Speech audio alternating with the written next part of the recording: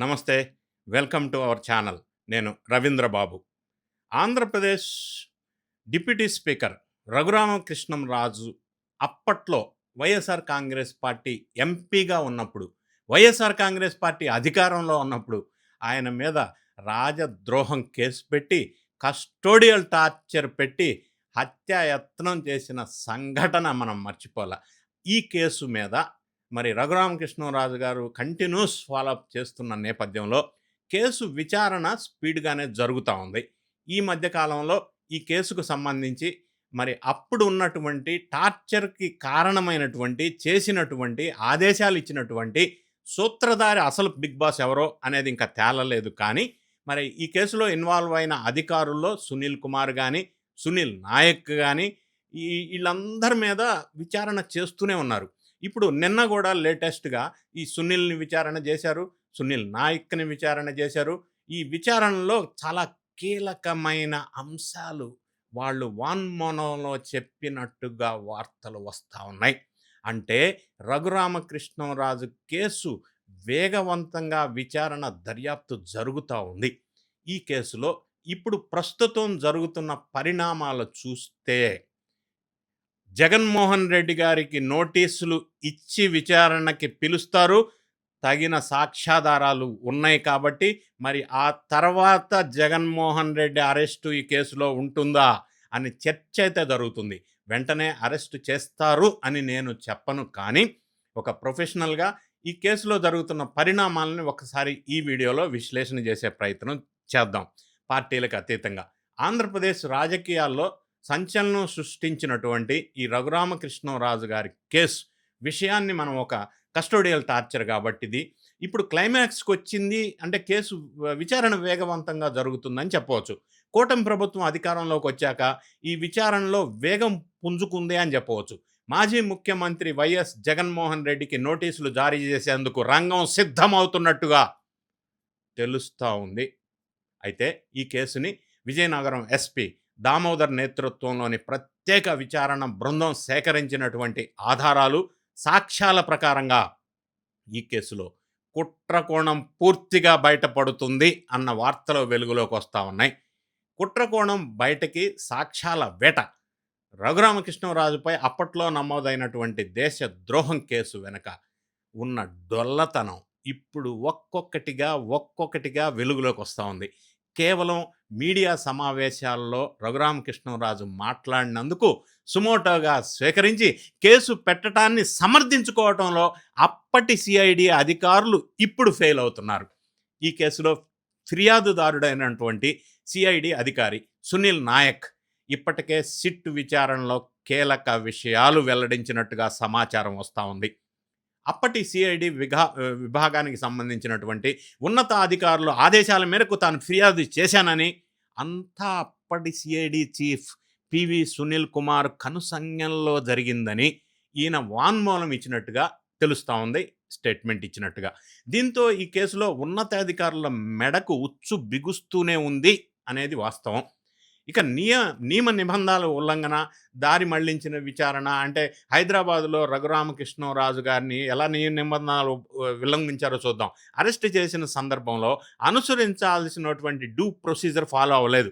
ఇది అధికారులను ఇరకాటంలో పెట్టింది. ఒక ఎంపీని మరో రాష్ట్రంలో అరెస్ట్ చేసినప్పుడు స్థానిక కోర్టులో ప్రవేశపెట్టి ట్రాన్సిట్ వారెంట్ తీసుకోవాలనే కనీస నిబంధనను సిఐడి తొంగలో తొక్కింది. అప్పట్లో వారెంట్ లేకుండానే నేరుగా 400 కిలోమీటర్ల దూరం ప్రయాణం చేపించటం, ఆపై గుంటూరు సిఐడి కార్యాలయంలో భౌతిక దాడులకు పాల్పడటంపై సిట్ పూర్తి ఆధారాలను సేకరించినట్టుగా తెలియవస్తూ ఉంది. కస్టడీలో ఉన్నప్పుడు జరిగిన దాడికి సంబంధించి మరి సికింద్రాబాద్ ఆర్మీ ఆసుపత్రిలో ఇచ్చినటువంటి మెడికల్ రిపోర్ట్స్ ఇప్పుడు ఈ కేసులో అత్యంత కీలక సాక్ష్యాధారాలుగా మారబోతున్నాయి.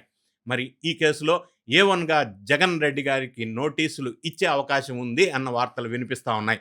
ఎందుకంటే ఆయన్ని A1గా చేర్చటంతో రాజకీయ వర్గాల్లో ప్రకంపనలు మొదలైనట్టుగా తెలియవస్తూ ఉంది.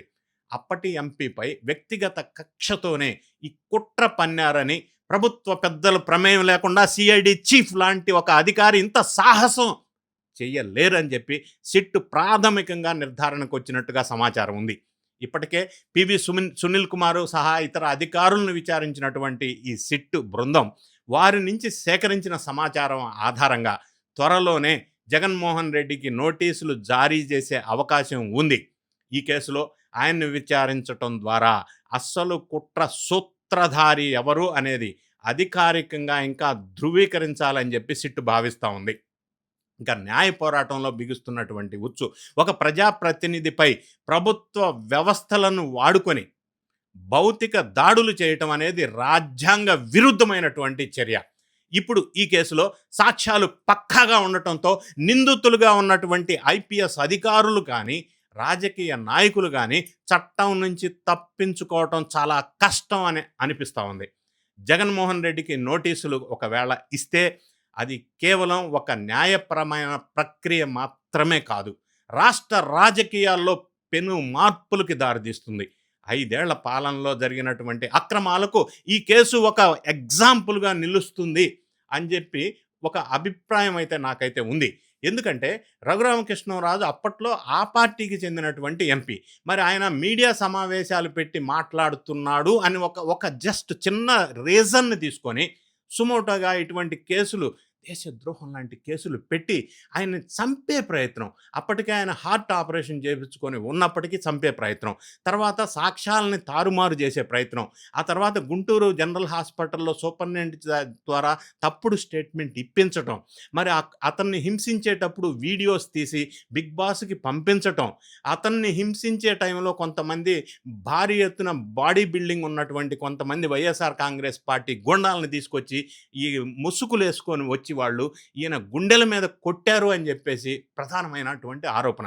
ఇవన్నీ కూడా ఈ ఎవరైతే ఐపీఎస్ అధికారులు ఉన్నారో వాళ్ళు స్వయం పర్యవేక్షణలో చేశారు అని అంటే ఐపీఎస్ అధికారులు తీసుకున్న నిర్ణయంగా దీన్ని మనం పరిగణించలేం. దీని వెనక కుట్రకోణం ఒకటైతే, రెండోది ప్రధాన సూత్రధారి ఎవరో బిగ్ బాస్ ఉండాలి. మరి ఆ విషయం వెలుగులోకి రావాల్సిన అవసరం ఉంది. ఇప్పటికే సంబంధిత అధికారుల విచారణలో సాక్ష్యాధారాలు, supporting technical documentary evidences collect చేసినటువంటి స్పెషల్ ఇన్వెస్టిగేషన్ టీం వారు ఇప్పుడు మరి అసలు సూత్రధారి వైపు వీళ్ళ సాక్ష్యాధారాలు కానీ వీళ్ళ వాన్మూలాలు కానీ చూపిస్తున్న నేపథ్యంలో జగన్ రెడ్డి గారికి కూడా నోటీసులు ఇచ్చి విచారణగా పిలిస్తే రాజకీయ ప్రకంపనలు లేపే అవకాశం ఉంది ఆంధ్రప్రదేశ్లో. మరి త్రిపుల్ ఆర్కి, రఘురామకృష్ణరాజుకి ఈ కేసులో మరి న్యాయం జరుగుతుంది అని మనం ఆశించవచ్చు. మరి ఎవరు అధికారంలో ఉన్నా ఈ విధమైన కస్టోడియల్ టార్చర్ పెట్టి, అంటే కక్ష సాధింపుగా కుట్ర కోణంతో హింసించటం అనేది ప్రజాస్వామ్యంలో మంచి పరిణామం కాదు అన్న సందేశం, ఆ మెసేజ్ స్పష్టంగా ఈ కేసు ద్వారా సంబంధిత అధికారులకు కానీ రాజకీయ నాయకులకు కానీ ఒక మంచి సందేశాత్మకంగా ఈ కేసు విచారణ ఉండాలి అనేది అందరూ కోరుకుంటున్నారు. నేను కూడా ఆ విధంగా జరుగుతుందని ఆశిస్తున్నాను. కేసు విచారణ వేగవంతం జరుగుతున్న తీరు తెన్నులు సిట్ ముందుకు వెళుతున్నటువంటి విధానం చూసిన తర్వాత. అయితే మీరేమనుకుంటున్నారు ఈ వీడియో చూసిన తర్వాత? మీ కామెంట్ రూపంలో తెలియజేయండి. మరి విచారణ జగన్మోహన్ రెడ్డి గారికి నోటీసులు ఇచ్చి చేసే అవకాశం ఉందా? అందులో అసలు సూత్రధారులను పట్టుకునే అవకాశం ఉందా? కేవలం అధికారుల వరకే పరిమితం అయ్యే అవకాశం ఉందా? లాంటి సున్నితమైన డీటెయిల్డ్ కామెంట్స్ని మీరు చేయండి. వీడియో నచ్చినట్టయితే లైక్ బటన్ నొక్కండి, మీ ఫ్రెండ్స్కి షేర్ చేయండి. Thank you so much for watching.